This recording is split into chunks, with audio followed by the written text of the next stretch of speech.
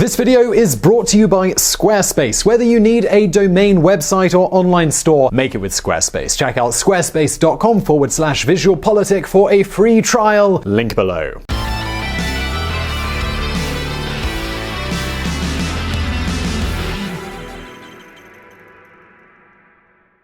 In 1963, when it became independent from the British Empire and after its economy was devastated by the Japanese occupation during the Second World War, Singapore was nothing more than an agglomeration of shanties. It was a place where every bathroom and kitchen was shared by several families.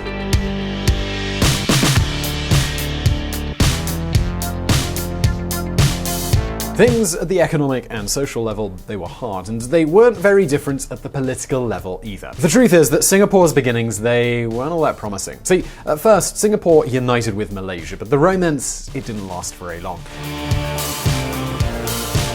Just 2 years later, in 1965, and after several political and ethnic clashes with the aristocratic and extractive Malaysian government, Singapore was expelled from the Malay Federation and was de facto forced to declare itself independent. And at this point, the challenge that faced this small territory was absolutely huge. Singapore, it was poor. It had less than 2 million inhabitants, and it lacked any natural resources. It wasn't even self-sustaining in terms of food and water.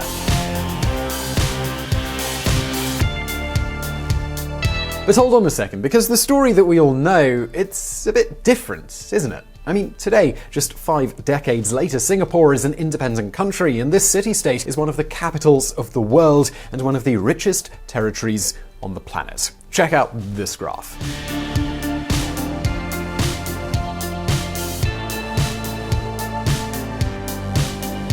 Since 1960, Singapore's economy has grown by more than 7.5% every year. We're talking about a huge growth rate that has allowed Singapore to experience the fastest development process in the history of mankind. Today, this city's per capita income is much higher than the United States, and it is more than twice that of middle-income countries like Spain, and it's almost 4 times that of Chile, which is considered the most prosperous Latin American country.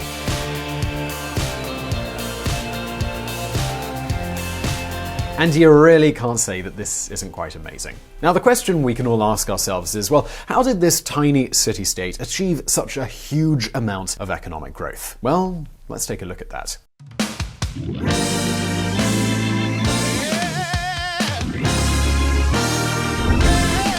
Take off. Folks, this entire story, it's got one clear protagonist, and that is Lee Kuan Yew, the autocratic prime minister who governed Singapore between 1959 and 1990. I travel around the world often, and people don't know that I come from Singapore, and they treat me as a Chinese, or as a Chinaman in the old days, as they used to call them.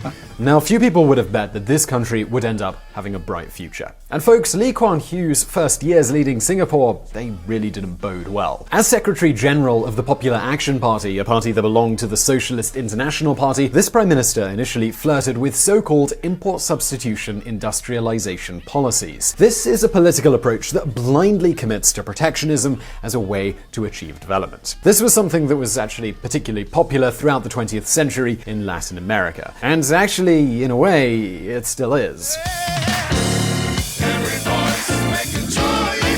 Really, in his first years of government, Lee Kuan Yew was closer to Argentine politicians than to anyone who supported the free market and globalization. However, folks, unlike what happened in Latin America, in Singapore they soon realized that this type of policy was by no means the best way to escape poverty.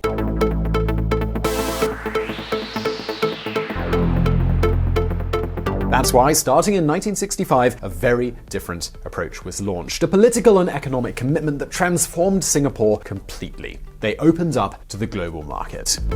When most third world countries denounced the exploitation of Western multinationals, in Singapore, we invited them. That's how we achieved growth, technology, and the know-how that boosted our productivity more than any other economic policy could have done. Lee Kuan Yew.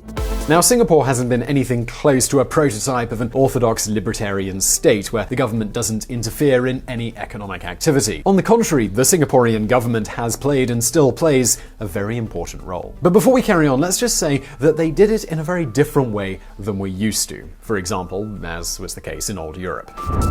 Things are changing quickly, and we're having to adjust and keep up. Due to technology, globalization, we've had to anticipate what's happening. We have to help companies and workers to adapt. Lee Hsien Loong. In Singapore, the government didn't try to take over the larger sections of the economy, nor did they attempt to regulate everything down to the smallest detail, nor, of course, did they try to expand public spending and taxes.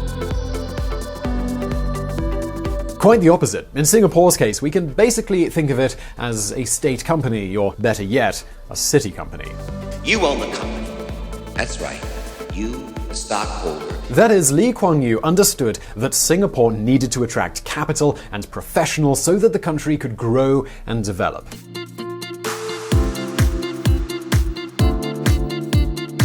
And with an imperfect competitive environment between economies and the heavy intervention that exists in the countries we live in, the state can play a key role. And it can do so with policies that always favor competitiveness, investment, and the attraction of companies instead of bureaucracy and welfare.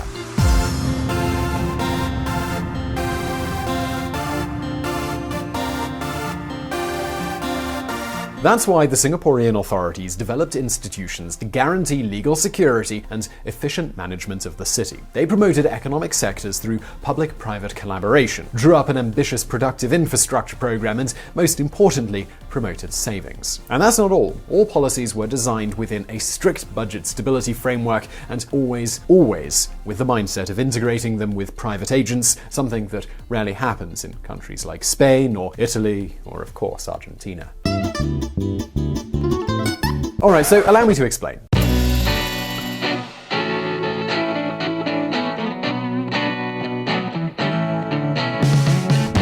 It isn't as much about expanding a port or a road, but being able to integrate an attractive institutional framework with services that cause companies to settle in a country. They want to encourage companies to invest so they can increase their productivity. But let's put it another way. How do companies compete in the market? Well, they do that by offering better conditions than the competition, right?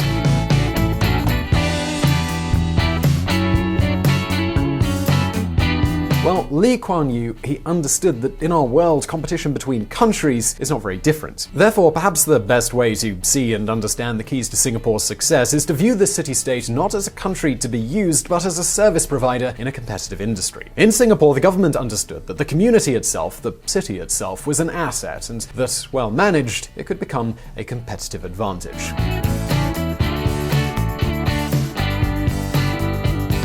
But to understand this better, let's take a look at some concrete examples of the policies that Lee Kuan Yew set on the table. First objective, despite having a city with a very high population density, turn it into a non-chaotic, unnoisy, and unpolluted place. To do this, the government imposed traffic taxes in 1975, so today traffic in the city is subject to tolls that are charged electronically to all users on the road, that is, to all vehicles. That way, they managed to impute the street's maintenance costs to the real road users. They managed to avoid traffic jams and stop the buildup of pollution.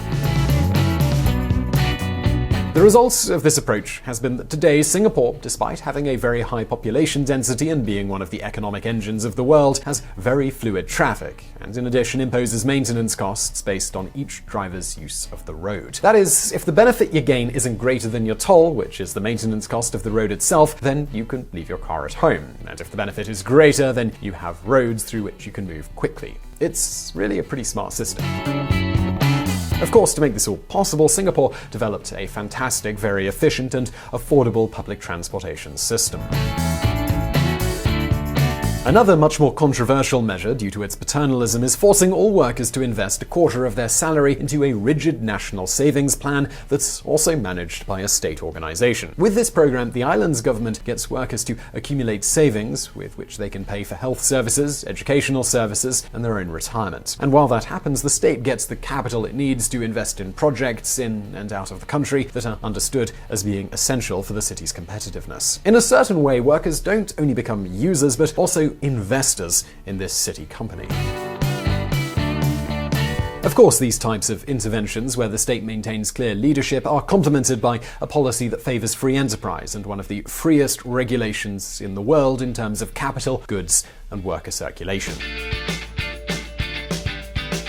Folks, in Singapore, taxes are low. For example, someone with a $60,000 income pays just 5% income tax. Tariffs are practically non-existent, there's no minimum wage, public expenditure accounts for approximately 18% of the GDP, and if all that weren't enough, Singapore's economy is considered to be the second freest in the world. See, in the world we live in today, being peripheral or being central doesn't depend on your country's physical location. It depends on whether or not you have a room and an economy of knowledge. It depends on technology. It's the only thing that can explain why countries like Singapore have a much better education system than we do. Albert Rivera, MP of Spain. The result of all this is that a country that until a few decades ago was very poor is now one of the richest countries in the world. And don't think that it's just a matter of economics. Singapore also has some of the best universities, with students at the forefront of subjects like science and mathematics. Further, their healthcare system is excellent, there's basically no employment or crime, and their expectations for the future are extraordinary. For example, in the Human Development Index produced by the United Nations, Singapore currently occupies the 10th place, above countries like Sweden, Iceland, France, and Finland. The negative side, and there is one, is concentrated in its political system, which, although it's still evolving, is still very restrictive of civil liberties. In Singapore, prison sentences are very high, censorship is a normal part of life, and different behaviors to the norm are usually not well regarded. We're going to talk about all of this more in future videos, because Singapore is one of the most fascinating countries in the world, and it's a real magnet for professionals from all over the globe.